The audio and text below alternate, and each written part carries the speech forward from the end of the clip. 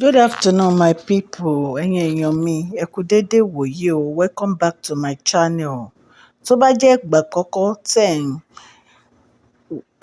bọ́ sí orí channel mi ni, tẹ́ ẹ wá sórí channel mi, mo kí yín káàbọ̀. Ẹ kú ètò ìní. Ẹ̀yin èèyàn mi, gist tá à ń gbọ́ ni pé àwọn obìnrin Ilé-Ifẹ̀, àwọn jàǹkànjàǹkàn obìnrin Ilé-Ifẹ̀, wọ́n kàn sí Mariam o. Wọ́n ní picture Queen Naomi tó mú lọ sí ilé babaláwo táwọn ní kó lọ mú wá. Wọ́n ní kó tètè kó gbéra pé àwọn need picture yẹn kó kó jáde. Ẹ̀yin èèyàn mi, ó dàbí ẹni pé aago Mariam àti aago Rónkẹ́, olórí Rónkẹ́, ó dàbí ẹni pé aago wọn ti kún àkúnwọ́ sílẹ̀ o. Bí a ṣe gbọ́, ẹ jẹ́ ká jọ gbọ́ gist tèmi.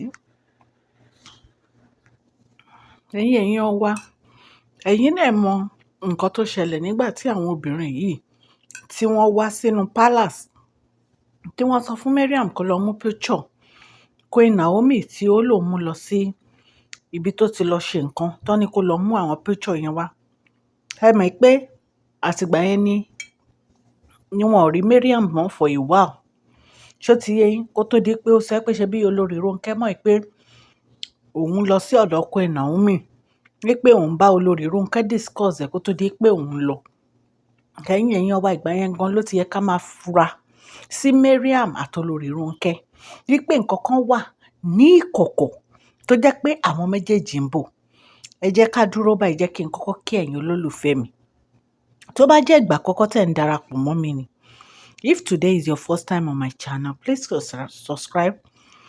Press the notification bell so that whenever I post any gist, you can get it. My name is Mashola. I normally speak Yoruba on my channel and sometimes English. To my old subscribers, I say thank you. God Almighty will bless you. Okay. Lọ́lá yín a máa lọ́lá yín ò ní lọ ìsàlẹ̀ láéláé. Èmi ọmọ yín Mashola, mo máa ń sọ Yorùbá lórí channel mi. Mo dẹ̀ máa ń sọ̀rọ̀ nípa celebrity gist and royal gist. You are all welcome to my channel. Thank you. God bless you all. Ẹ̀yin èèyàn lé àwọn obìnrin Ilé-Ifẹ̀, wọ́n fún Mariam ní few days sí láti lọ bá wọn kó picture Queen Naomi tó kó lọ lé babaláwo ibi tó lòun lọ.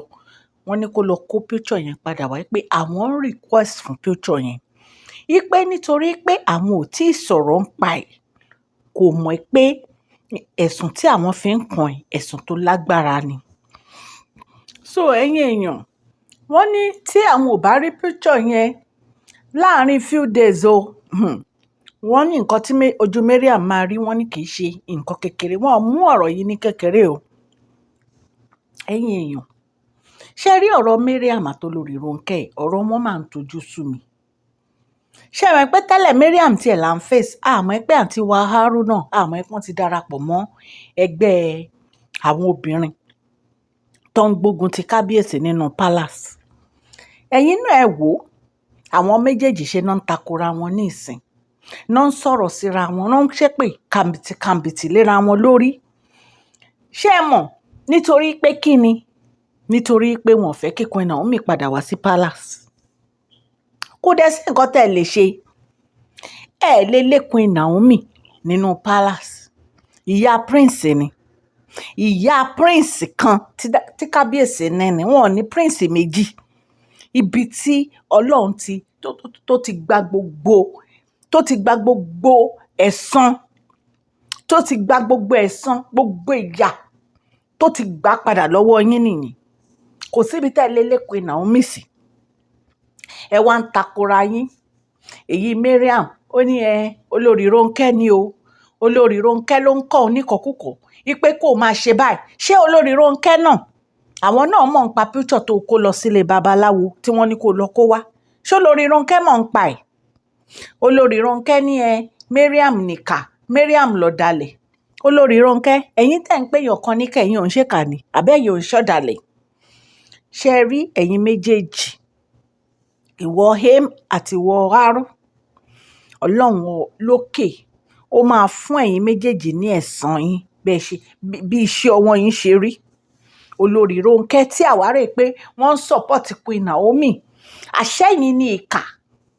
wọ́n ní ìgbà tí wọ́n ń ṣe kíní wọ́n yí àtìparí tán ṣe wọ́n náà ń tira wọn báyìí níwájú àwọn èèyàn ni ẹ̀ ń tira yín níwájú àwọn èèyàn ọlọ́run Naomi mo mà dúpẹ́ lọ́wọ́ ẹ̀ tó dìde o ẹ̀yin méjèèjì ṣẹ̀ṣẹ̀ bẹ̀rẹ̀ ni wọ́n náà wá ń sọ̀rọ̀ wọ́n ṣépè léra wọn lórí gbogbo nǹkan tẹ́ ẹ ti ṣe pátápátá ẹ máa táṣìírí gbogbo ẹ̀ ni wọ́n ní Mariam ní olórí Rónkẹ́ gangan ló sọ fún òun ló gbé sí òun lórí pé kó o make sure pé òun ti kábíyèsí dáadáa tó fi máa mú Tadéníkàwò lọ sí school yìí ìkàlẹ̀ yín méjèèjì ọ̀dàlẹ̀ dẹ̀ ni yín especially olórí Rónkẹ́ tẹ́ ẹ̀ ń ṣe bígbà tó yẹ pé nífẹ̀ẹ́ Queen Naomi dénú ọkàn yín tó dẹ̀ jẹ́ pé irọ́ ni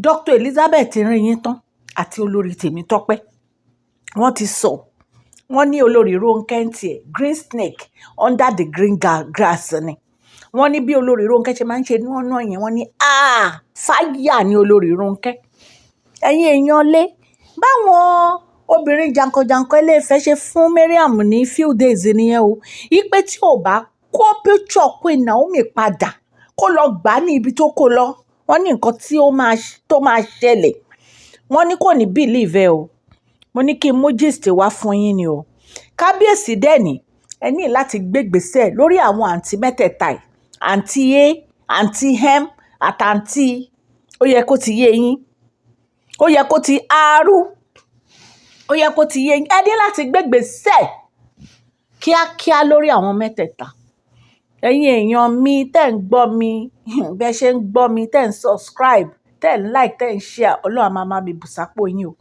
ọwọ́ yóò ní lọ ìsàlẹ̀ òkè òkè ló máa lọ ní agbára ọlọ́run ẹ ṣé mo dúpẹ́ mi ọmọ yín ni o Mashola. Share this video, like and subscribe. God bless you all.